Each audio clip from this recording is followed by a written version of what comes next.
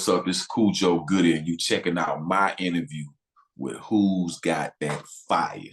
Yeah. Thank you in advance. Thank you for every advance the labels pay. Nah, I thank our forefathers of rap. I was a hand grenade. Barely saved myself in the city that care forgot. This ain't no regular drop. Ain't from wherever you shop. My mama worked 2 or 3 jobs and got me that polo. Now it's sleepy there. Man, without no further ado, you know what I'm saying? Without no further ado, man, I got my good friend, the world-renowned, one of a kind. You heard me? Genuine as they come. Khujo Goodie. Who's that peeking in my window? 1365 Wichita Drive, old bird with a stove ride. They don't fight with fists, they bring they piss. Pat everybody down before they leave. Even though there's no more, all they do is this. All they do is this. What's up?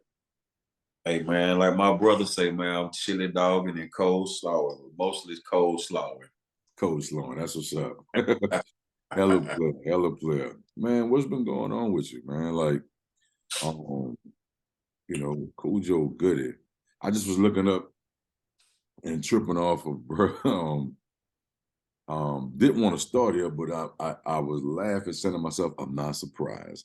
You are the only person to be featured on all of Outkast's albums. Now, you know what? I don't know if it's all of them. Because, the majority.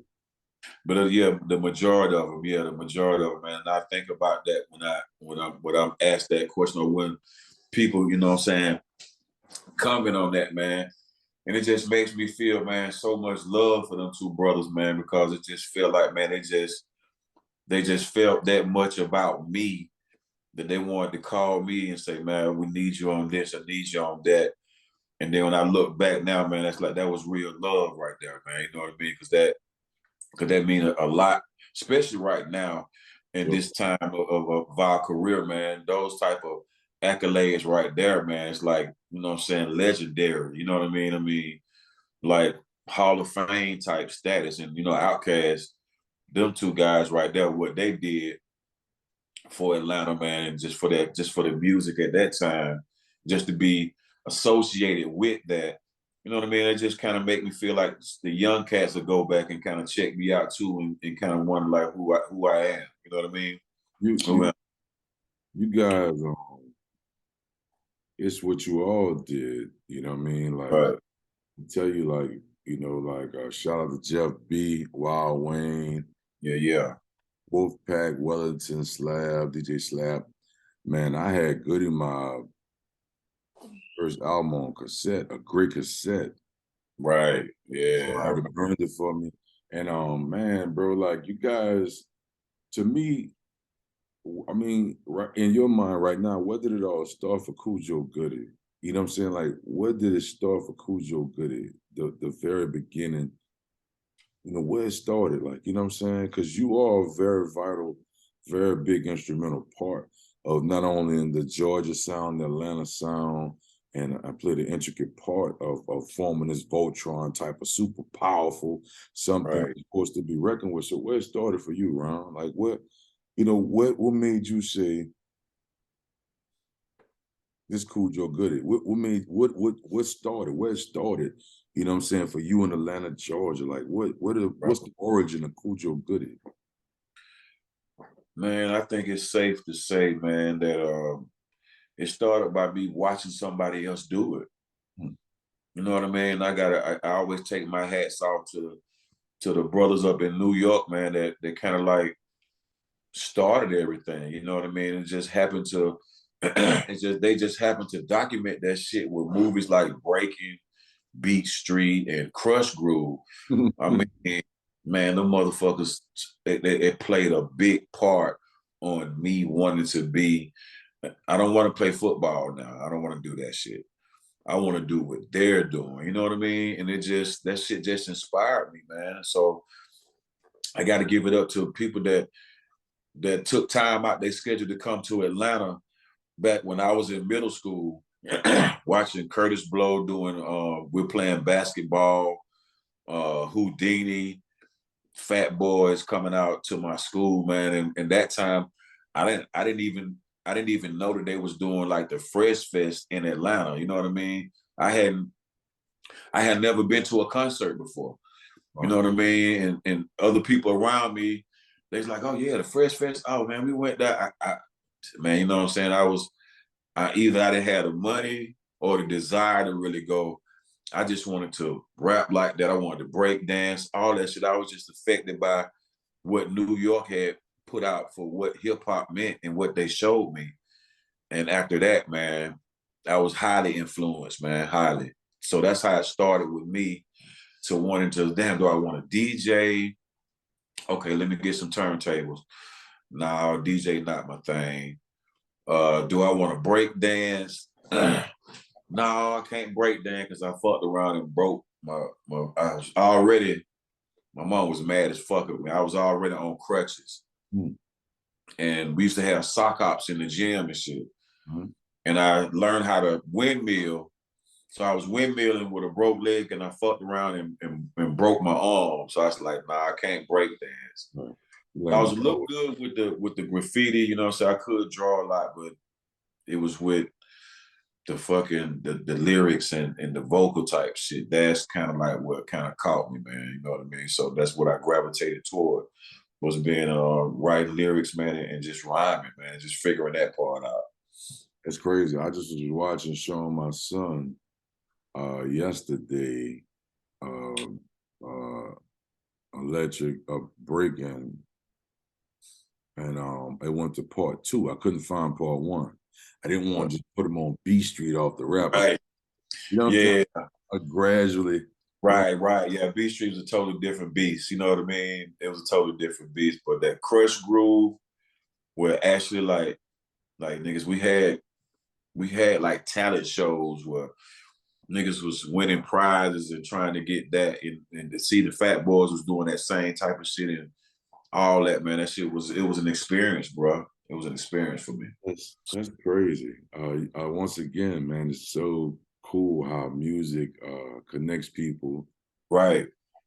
I share the same view. I called myself a hip hop baby. You know, okay. I just was born a child of hip hop. Right. I loved everything about it. I love the diversity. You know what I'm saying? Video souls. I love the first introduction when I first saw Eric B and Rakim. I ain't no joke. It just I was like, I want to do that. Yes. I want to do that. You know what I'm saying?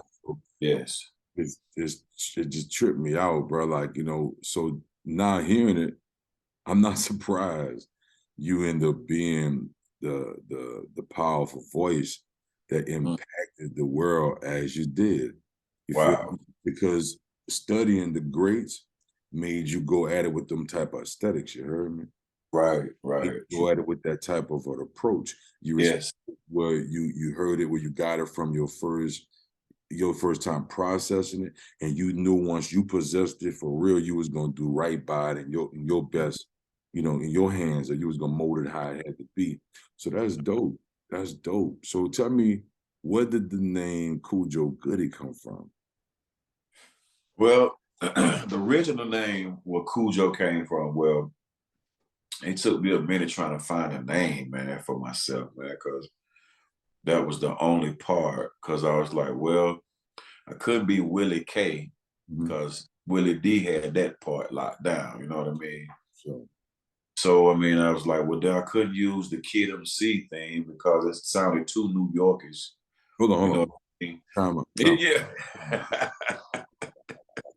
Now, for those that's tuning in, let me break something down for you.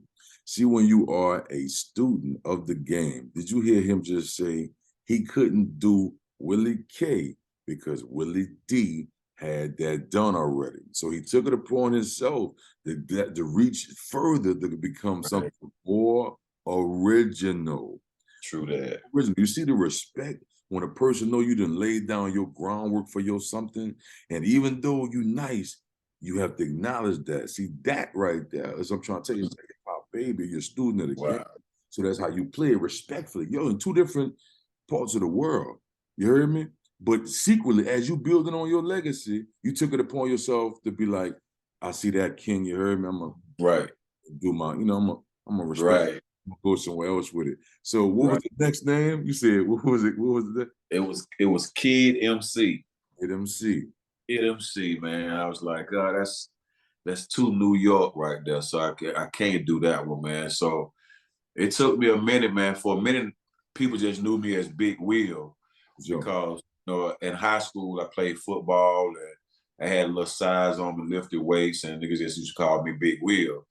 I could have went with that one, but I didn't. Right. So so I had to go with something else, man, because at the time my voice hadn't even developed. You know what I mean? My voice sounded like a little bitty kid in a big dude body. Right. So I sounded like Easy E in a big dude body. So that shit hadn't developed. So I seen the movie Khujo, right? But the thing about it was I just like how it was bit by something and then it turned him crazy. It turned him to where it was. And I was like, damn, you know what? I feel that way about America. I feel that the reason why my niggas I just had a lot of going on with slavery. I was just really mad and shit. You know what I mean? So I kind of felt this shit with the dog. You know, he living his life chilling, ain't got nothing to worry about, man, getting fed. All of a sudden something just really just bites him and it just turns him into something vicious. So I just wanted to be vicious on the mic, man. Really, I just wanted to, when the sound came out, it kind of sounded like that. When my first sound came out, right now, the way I sound now, when it first came out, I was like, yeah, that kind of really sound like a real dog type shit. You know what I mean? But then I started really, something was revealed to me that the name Khujo came from the last existing transatlantic slave that came over to America, but it was spelled Cudjo, but they spelled Khujo Cujo. So man, just the spirit of truth just came to me. It's like, man, what if they wanted you to think that Khujo was actually a dog when actually it was one of the last surviving slaves from the transatlantic slave trade. Wow. So I started digging a little bit deeper into that and come to find out that that's what the name that they gave slaves that was born on Monday. So they called him, it was Khujo. Yeah, Khujo, Cudjo. You get a chance, check him out, man. So with that said, man, it's about evolving. It's about keep changing into something more. So I was like, nah, I'm gonna accept this part of what Khujo is, opposed to what the white folks gave me, telling me that it was a dog. Right. When in tune it was this over here. You feel what I'm saying? So that's how it started out with me, because I was looking for a name, you know what I mean? And it's like, and you just gotta, and it didn't come to me until I seen that particular move and just seeing how aggressive it was. And I was like, well, damn, I want to be aggressive on the mic like that too. You know what I mean? I want to act like something done bit me, and I just want to go just all the way with it. You know what I mean? And that you did. It heard me. Right. Did. Listen, man, you guys, I like to witness music to this day when it becomes infectious and the world has to catch up with it. And I can honestly tell you that still has to be one of the greatest parts of enjoying music, hip hop, any type of genre, when it's just beyond infectious. You know what I'm saying? Yeah. I feel like not only I was a part of the journey, but so deep, man. Like people like Goodie Mob and the Fugees were very, very, very instrumental to a major part of my upbringing in New Orleans. Wow. House of Blues was a place that we all met, kids that love hip hop. We can go there with no nonsense. We wasn't expecting no fights, no gun played. You know, we weren't expecting none of that Love type that of place, bullshit. man. I love that place, man. Bro, HOB, man, like, and couldn't wait to see y'all. We got a section in HOB. They got a Hollywood Grove side. You heard me? Right, right, Side is real, fam. Like, right. years went on. That's just on stage. I know where my people at. I know where my village at. From Right. age, you feel me? I don't care what's going on. I know over there by the bar to the right side. You heard me? It's Facts. over there waiting to, you know what I'm saying? And I remember, bro, like, it just was infectious. It was infectious and it was Wow. hopeful. And I think that this is just me. You could tell me if I'm tripping. Y'all two somehow simultaneously did something so nourishing for us as a whole. You know what I'm saying? Like, realistic. This ain't a numbers game. I'm not a numbers game. I'm not comparing. I'm talking about what y'all meant and what y'all mean. Yeah, bro. Hey, you know what I'm saying? Like, I had the honor of meeting Scorpio from Grandmaster Flash and the Furious 5, right? Ooh, okay. That shit was so tough, man, because they was doing something down here in Atlanta where they was giving Khujo rap. They was inducting him into, and I think it was the International Museum of Hip Hop or something like that. Mm-hmm. But they had Khujo rap up here. Grandmaster Cash came through, and matter of fact, Scorpio came, right? Okay. So the dude, he hit me up. He said, brother, he said, man, Goodie Mob put the soul back into hip hop. I was like, what? I mean, my first time even meeting him. So I seen him again, and the same day again, we bumped into each other. He said, hey, man, much respect, man. It's like, man, Goodie Mob, man, y'all put the soul back into hip hop, man. And I was like, man, this brother really mean this, man. I mean, he really mean it. And it's like, we didn't know that's what we was doing when we did Goodie Mob. All we was doing was, you know what I'm saying? We seen some brothers that we wanted to be like.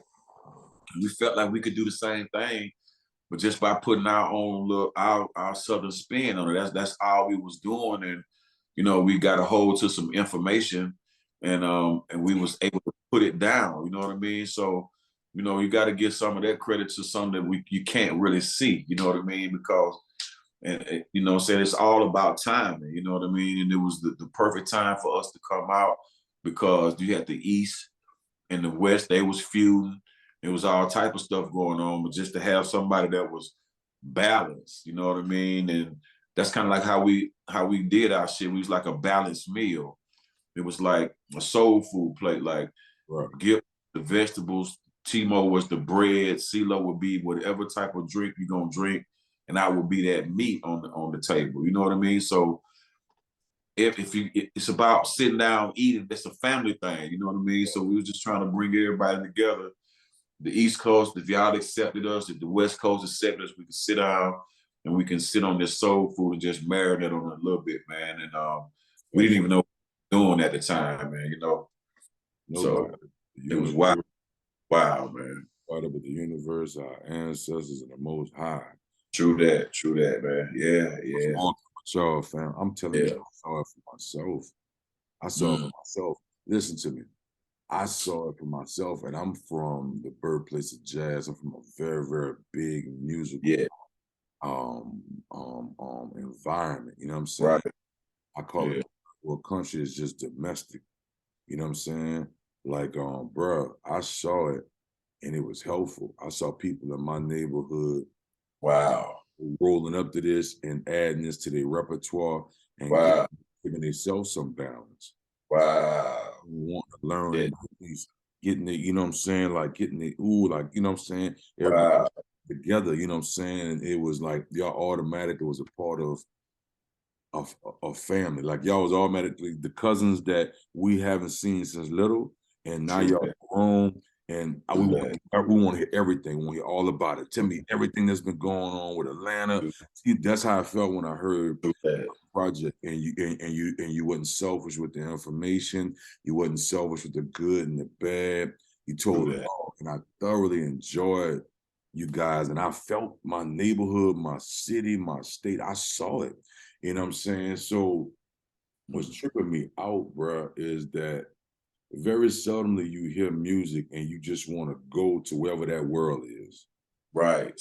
You know what I'm saying? And what y'all brought, Wow. still bringing Dudgeon Family, you know what I'm saying? What y'all bring, Attic Crew, you know what I'm saying? What y'all bringing made me want to go see the Martyr, made me want to go to Calverton Road, made me want to go. I had to go see this shit for myself. I loved it, bro. I just felt like, yeah, bro. I felt like if I didn't know, now I know. Same here. You know what I'm saying? And Yeah. this is how serious it is, fam. I spoke on y'all so much. I was working to get a feature from y'all on my project and see Murder ended up getting y'all on because I was talking about it so much. Wow, that's how that happened. Yeah, listen, I bet for y'all, not that you needed it. Wow. That's how I was. That's just how I was. He was like, man, what is you talking about? You know what I'm saying? And then we ended up linking, and he just automatically hit the gas pedal. And I'm happy he did because the whole point of the collaboration was to break the barriers and to cause unity. Yeah. Just great Southern acts that were just bigger than just the South. And they would just had that much impression, had that much to bring to the game. So I saw it play down. I saw it, and I was happy. I remember Him getting y'all featured on just working. I felt like I was working. I was like, we did it. We did it. Yeah, it is. Team player there, bro. Bro, for real, bro. And then Vess had brought you guys to my spot, to my house, and we talking and stuff and just building. And I was like, man, that was one of the things I appreciated most of succeeding in the music business, to be able to run across these peers now. Yeah. That's how I am. I'm a hip hop. I feel like I'm a hip hop baby. To work with a Snoop, I feel, oh wow, this is my peer now. Even though I'm a fan, this is my peer now. Those are certain things that was so valuable and still valuable to me to this day. You know what I'm saying? To this day. Yeah. So picture, how did Goodie Mob come about? Because I can see you guys all doing your solo thing. Y'all all being dope in your own right. You know what I'm saying? Who bright motherfucking idea was? You know what I'm saying? Who bright idea was to say you, and you? I won't hear y'all. I won't hear us all together. True that. Well, you know, without giving it all away, man, we are definitely about to put together a TV series about all that. You know what I mean? So without giving it all away, man, that was a brother named Ian Burke, who all of us knew, who Organized Noise knew, Goodie Mob knew, TLC knew. We all knew him. And he seen that all of us was working together and all of us knew each other. And he's like, man, why don't you guys just come on out on the Goodie Mob, you know what I'm saying, with the face. That way everybody will come out at the same time, you know what I mean? So that's kind of like how that gelled, but we all knew each other. So it wasn't hard at all, you know what I mean? And shit, we didn't have no problem with each other. So it was cool. You feel me? So it was a good idea, man, for all of us to come out at the same time, because CeeLo had his music, Gip had his music, and Timo and I had our music, you know what I mean? So it would have took too long for all of us to come out in those little spurts, you know what I mean? So that's how we decided to do that. Shout out to Ian Burke. I even let you know where I live. Even give you a hot meal. You know what I'm saying? Me and KL, me and LC, that is a line we always say. Wow. We on the road, something driving. Somebody said and say, I even let you know where I live. I even give you a hot meal. I fed you a hot meal. Look at the hand deal. Yeah, man. A friend of mine was going through something. I got you. Feel? And I kind of felt his pain. So that shit just compelled me to write about that shit. You know what I mean? So that's how that came about. Man, you guys, you know, all play a serious major contribution to this, man. Like everything. We jammed everything, still jamming to this day. You know, Khujo Goodie, bro. I just don't. it's like I don't even know where to begin because I feel like you are an individual story by itself. See, I know that there's some things missing on the internet. Like, you know what I'm saying? You almost Right. like like we know, but we don't know. Yeah, that's. I You know what I'm mean, saying? but, Is you know, that by design? it's getting to that time now. You know what I mean? Because we're at that age now to where it's like, well, damn, motherfuckers really want to know, man. Well, how did y'all do that? I mean, what made you want to do that? Because I ran into a brother today, man, getting my car fixed. He was like, man, when y'all was, you know what I'm saying, 18, 19, 20 some years old, man, when y'all left the studio, man, did y'all know y'all was gonna have it? He was asking about Black Eyes. I was like, nah, bro. Number one, we was 26, number one. Then number two, hell no, we was just trying to make sure we got them Greg Lou Gaines that goddamn that goddamn verse. We had to make sure that shit was a 10 before we left up out of that bitch. You know what I mean? If the verse was a 10, we cool because we ain't even thinking about we going to the next song. You know what I mean? So if nigga give you the nod, like, yeah, that's it right there. Now go back in there and change that one. But yeah, that's it right there. That's the verse right there. Man, we good. That's all we do, man. Yeah, y'all kids special, bro. Listen, I recall it had to be 1998, and it had to be 1998. I'm thinking 98, 99. I'm gonna say it gotta be 98. I could be wrong, so I don't mind being corrected. That's all would. Still standing drop. Boy, I beat all the goddamn speakers out. You right. So you right, 98. Man, fam, I bumped that shit so much. Just I'm trying to listen, bro. I got sound in my LX 470, Lexus 470, just the beat that's still standing. You know what I mean? And like I mean prideful, bro. Like you'd have thought I was a fly on a wall. Dungeon family, baby. You'd have thought like, man, you know, little Fiend about to come pull up in a minute. I tell you, like I promoted, I constantly because I felt like it was y'all had already won us over our hearts forever. Wow. Forever. Wow. Major contribution. You know what I'm saying? Khujo Goodie, what area of the Atlanta, Georgia are you from? I'm from the area where they call Zone 1. That's like Northwest Atlanta. Northwest Atlanta. That's where Tip be hollering, Bankhead, Shouty Low, D4L, Kilo Ali. I mean, that's the northwest side of Atlanta. You know what I mean?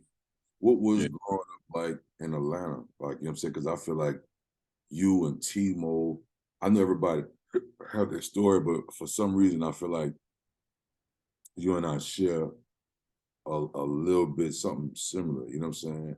And I don't know everything. For sure. What was it like for you growing up in Atlanta, Georgia? You know what I'm saying? A teenager, you know what I'm saying? Like just feeling your way out. What was that like? That shit was fun as hell, man. You know what I mean? I know it. Especially high school, man. That shit was middle school. That shit was fun as fuck, man. I mean, just being able to go to public school for me kind of shaped, you know what I'm saying, kind of shaped me. You feel what I'm saying? Just because I got a younger brother, you know what I mean? He like a year younger than me. Right. So it was just me and him, goddamn, like from goddamn sun up to sundown, goddamn. You didn't see me without him. He used to call us the wrecking crew, man. I mean, it was fun, man. I mean, we did little boy shit, you know what I mean? We grew up in an apartment complex, you know what I mean? Where we were surrounded by other people in the apartment. So, you know what I'm saying? It was real social, you know what I mean? So going to school and high school and all that type of stuff, I fit in because shit, I know how to relate to my brothers. So it's like I know how to relate to everybody else because shit, my brother, man, he one of the realest, man. He younger than me, man, but he one of the realest, man. He'll tell me the truth, man, let me know. You need to just rap, man. Goddamn, stop trying to goddamn do this and be politically correct, man. Just motherfucking rap. He that type of person. You feel me? So You know what I'm saying? High school was fire, man. Played football, you know what I'm saying? It's cool, man. Girls and everything. It was just, you know what I'm saying? It was cool, man. Coming up in Atlanta, man. It was pretty when it was pretty. You know what I'm saying? The summers was cool, man. Swimming pools. I used to be a lifeguard and all that type of shit. I can say, man, the only thing he was a lifeguard. yeah, lifeguard at the swimming pool, you know what I'm saying? All that good type of shit, man. It was just, you know, not growing up with my dad, it was the kind of real fucked up part about it. But I eventually got to know him and we reconciled and talked and all that good shit, man. So that's kind of like in a nutshell, like growing up in Atlanta was for me, man. It's elementary school, middle school, high school, college and technical school, man. Just really just being around people, man, and just learning how to be sociable. You know what I mean? That was my thing because people could get the wrong impression of a person. They can just think that you just unapproachable and don't want to say shit to you just because of the way you look. But it's like, and I get that, you know what I mean? So, but it's still, you got to be able to communicate and talk to people. That's one thing that LaFace taught us too when we was up at that record label. They gave us like interviewing classes and shit like that. You know what I mean? Because we was already Southern. So it's like, man, y'all motherfuckers need to know how to talk. Not that we didn't know how to talk, but we just need to throw some more shit at you and just see how you react to it. You know what I mean? So yeah, we was kind of well groomed at LaFace, man, to do what we had to do. But you still had to bring something to the table to be able to be able to mold and perfect to see if they could even use you niggas. You know what I mean? So that's my shit, man. I didn't even want to leave Atlanta, bro. Straight up. I didn't want to. I was like, this is where I'm gonna stay. I ain't got to worry about going nowhere. I don't want to go to New York. I want to go to California. I'm good here in Georgia until I started making music. I know that's right. I started making music. I mean, it's reconnecting with your dad as a grown man. Yeah. Did that take some type of weight off your shoulder? Yeah. I share that too. You know, I lived with him off and on and things, and you know, hung out like this with him like this. You heard me? Pop used to play when we was in New York. Pop used to play Gip. I think somebody else on the PlayStation on football. We was at Sony. You heard me? Really? Man, Pop's one of y'all gonna get on this goddamn game with, you know what I'm saying? And I know, like, you know, I'm so happy I reconnected. Because I said to myself, this person had a life before me.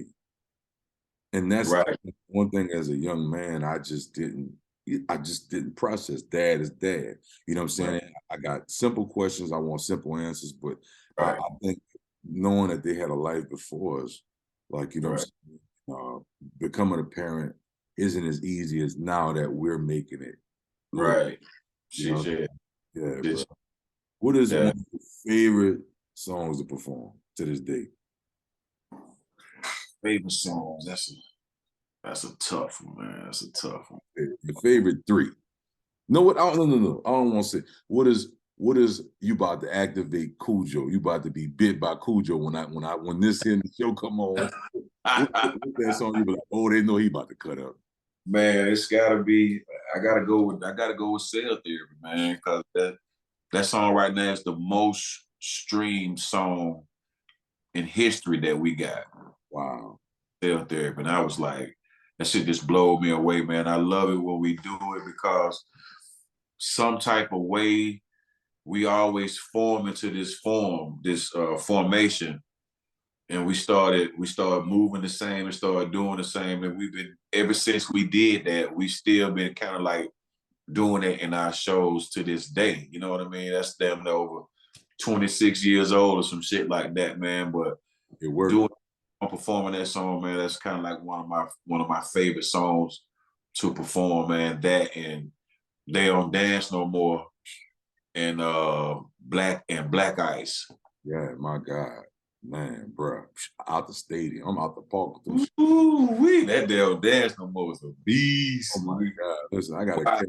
Y'all in the man. show Yeah. performing that. I haven't caught y'all in the show yet performing that, but I'm putting that on my bucket list. Boy. Yes, yes, yes. Please do, please do. What's the latest release that you have out, single, album, EP, whatever, that you have that, you know, people could tap into for some reason if they are oblivious to what's going on? For sure. No, I get it, man. I get it, man. It's a lot of MCs coming out, man, every day. I mean, it's new music dropping every day. Monday, Friday. So yeah, I get it, man. I have no problem with letting people know what's going on, man. I just recently dropped 2 EPs this year, and they're called the first one is called The K Files Volume 1. And the second one is called The K Files Volume 2. So I just recently dropped a single called Bills, Bills. Bills. The video is out right now, man. I mean, I've gotten over like 100,000 views on it. It's like one of the first videos that I've ever, by myself, ever had that got over 100,000 views, man. Come on. I'm blown away. I see brothers doing 2 million and 4 million, and I'm just happy to get my first goddamn 100,000. You know what I mean? So my fans relating to the song, man, because it's a relatable song. It's talking about one thing everybody can relate to, and it's paying bills. You know what I'm saying? Whether you got so much money, it's still something that you gotta pay, man. You know what I mean? So just being relatable, man, to the people and to the fans, man. They've been giving me good response, man, on my YouTube, man. So y'all get a chance, y'all get out there, subscribe, like to my YouTube page, man. Got plenty content on there, man, that you're not gonna see on Instagram. So you know what I'm saying? Tap in, man. Straight up. I want to also ask, so we're gonna get the K Files 1 and 2. So y'all don't play no games. I know you got it already, but just for the record, if you're overseas somewhere, been under a rock, you're been somewhere caught up streaming, watching a whole bunch of other nonsense, message, this, that, and the other. Ready tonight. Khujo Goodie got K Files 1 and 2 available. Play no games. The clothing is whipping. Where can the people get the apparel? Your clothing, I'm talking about out the park, bro. Hey, man, you know, I gotta shout out my wife, man, and my boys, man, for really coming through in the clutch, man. Like during the pandemic, man, we had to put our heads together, you know what I'm saying, see what we could do, man. So we came up with the Firefighter List merch. You definitely can hit me on my IG, man, at FFD merch, you know what I'm saying, MERCH merch.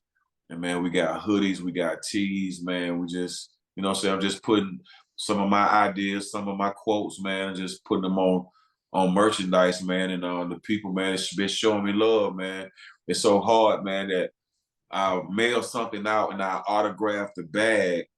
And then when they get it, they were like, man, I don't even want to take it out the bag. I don't even want to open up the bag, man. It's like, man, go on, open that bag up and get that shirt out, man. But it's just so much love, man. And that shit is just, it's just amazing, especially getting it now, you know what I mean, at a time to where, you know, people like, well, you know what I'm saying, hip hop is made for a young man or this or that, man. But, you know what I'm saying, that's motivation and inspiration, man. And I get that from my fans, man, and from new music, you know what I mean? Shout out to the family, the boys, the queen, shout out to the family. Stepping up, coming together like a village. Hey, bro, champion, a legend. I not only respect you, I love you, brother. Anything I could ever do, be of any assistance, then it's a green light, bro. Yes, sir. Thank you, man. Hey, man, salute to you, man, for what you doing, man, for your motherfucking city, man, for the time that we did it, man. It's like just to look to my left and see my Conrad right there with me, man, putting out new material, putting out new videos, man, introducing new artists. Who got that fire?